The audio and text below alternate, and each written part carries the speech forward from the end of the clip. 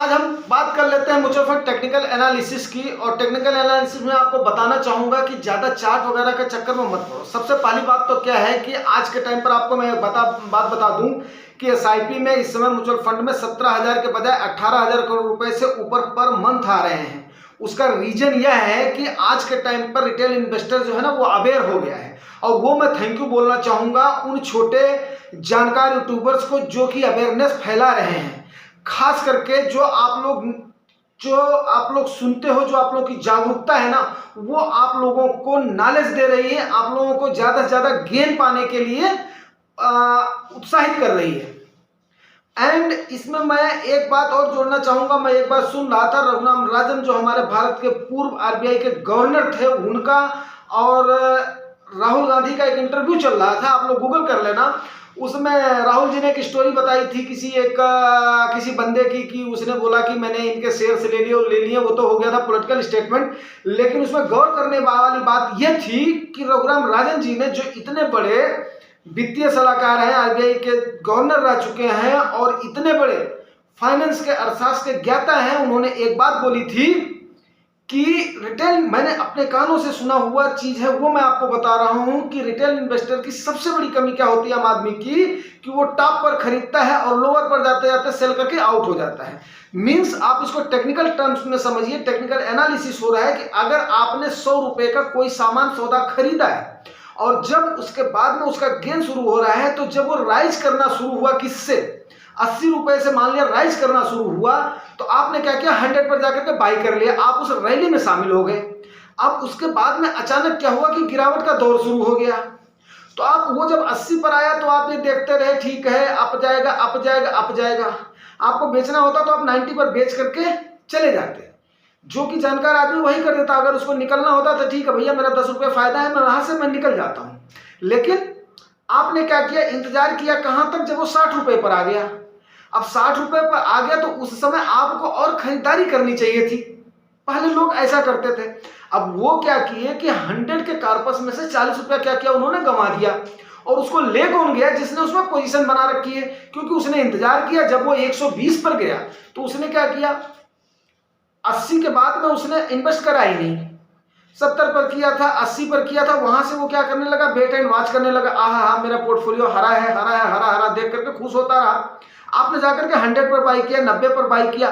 उसके बाद में जब 60 पर आया तो आपने सेल कर दिया। वो क्या किया, सांस रोक करके रोके रहा 80 के बाद में।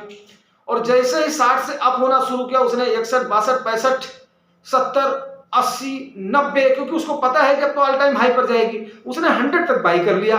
100 तक बाई कर लिया। अब उसका गेन कितना हो गया आप ये सोचिए, 40 तो ये सीधे बढ़ा उसका, और प्लस अगर 20% इसने दे दिया तो सीधे उसने क्या किया, with in the 1 year double कर लिया।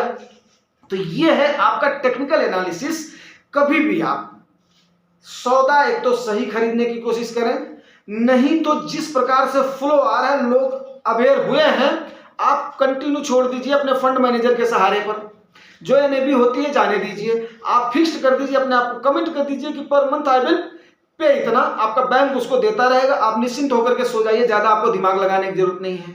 नहीं तो आप थोड़े से अगर जागरूक हैं, आप जुगानी टॉक्स वगैरह को देखते हैं, तो आप आराम से कहिए जब आपको कब आपको निकलना है उस समय बताया जाता है। अगर आपको जरूरत हो आप निकल लो, कई वीडियोज में आपने देखा होगा। एक तो आप वो कर लो, और नहीं तो जब आपको कॉल दी जाती है, यस आप छोटा मोटा चंक डालो, उस समय आप डालो, जल्दीबाजी आप मत करो, बिकॉज क्योंकि आप अननोन हो।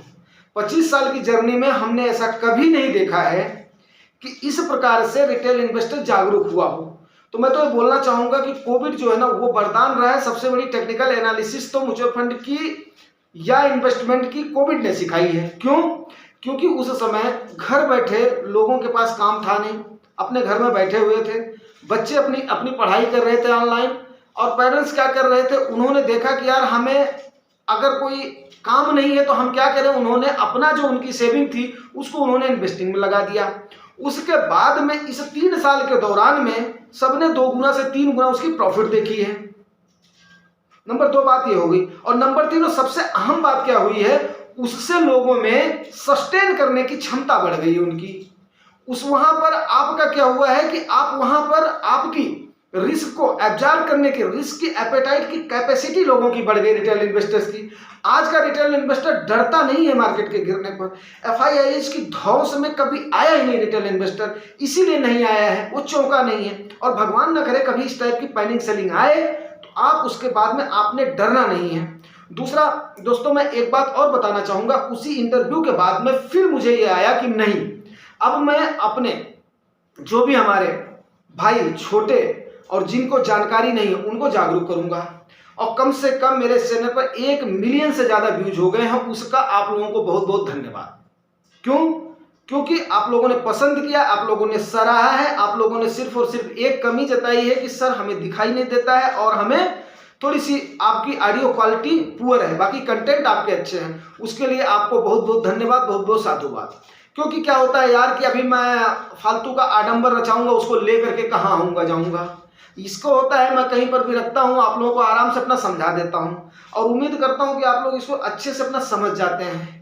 तो ये समझना आपको बहुत ही जरूरी है कि रिटेल इन्वेस्टर जो होता है ना, वो एक आम इन्वेस्टर होता है। और आम इन्वेस्टर, एक कॉमन मैन जब ग्राउंड में उतरता है ना, तो उसके बाद में उसकी ताकत तब देखने को मिलती है। तो भारतीय बाजार में आज के समय पर इसीलिए भारतीय बाजार अच्छा कर रही है। और ये मनमोहन सिंह ने भी 2008 में कहा था कि ये मेरी ही खाली, उनका सबसे बड़ी क्या थी ना, वो अपने ऊपर कोई क्रेडिट नहीं लेते थे। मैं कोई कांग्रेसी भाजपा ही नहीं हूं, लेकिन उनके स्टेटमेंट मैं आपको बता रहा हूं। 2008 में लेमन ब्रदर्स के कोलैप्स के टाइम पर उन्होंने ये स्टेटमेंट दिया था कि ये भारत का बचना, भारत की अर्थव्यवस्था का बचना, इतनी बड़ी गिरावट के बाद में जब दुनिया में हाहाकार मच गए, कितने लोग त्रस्त हो गए, बर्बाद हो गए, लेकिन ये हमारे आम लोगों की वजह से, जो हमारा आम लोगों उन्होंने सेवर की किया था, इन्वेस्टर नहीं, सेवर नहीं, लोन का टेकर नहीं। और उन्होंने एक एग्जाम्पल और दिया था कि हमारे भारतीय समाज में आज भी लोग सोचते हैं कि मैंने लोन लिया है करके बोलने से घबराते हैं, वो अपनी इज्जत पर इस बात को लेते हैं। लेकिन आज के टाइम पर इन्वेस्टमेंट को लोग एक चैलेंज समझ रहे हैं। जिन घरों में हम पहले बात करने से कतराते थे, आज वहां पर हमारे घर वाले हमारे ही वीडियोस को देख करके और उसके बाद में अप्रिशिएट कर रहे हैं। ये सबसे बड़ी बात हो रही है। उनको यही नहीं पता था कि आखिर में इस टाइप से कहां से इतनी सारी जानकारियां इसके बाद में हमारे घर में ही थी और हम यहाँ वहां पर ढूंढते रहे हैं। तो क्या होता है कि हम भारतीय समाज में हम जो है ना, अभी हमारी जो पहले की परंपरा थी, हम इसको क्या करते थे, अपने इसको कॉन्सील करके रखते थे, अपनी जानकारी को, अपने वेल्थ को, अपने इसको। अभी मैंने जो ओपन कर दिया है, yes I know very well, yes I am investing since a long. तो आज का एनालिसिस यही है कि कभी भी टॉप में अगर आपको जाना है, एसआईपी रूट से जाओ। आपको निकलना है तो टॉप पे निकलो, और बाई करना है, चंक लगाना है तो बॉटम पे या बियरिश जब हो उस समय मजे से लगाओ। ये आज की टेक्निकल एनालिसिस का, जुगानी टॉक्स का आपको लेसन है। अगर आपको लेसन अच्छा लगा है दोस्तों, तो रिवार्ड जरूर करना। रिवार्ड आपको पता है, लाइक से सब्सक्राइब। Thank you.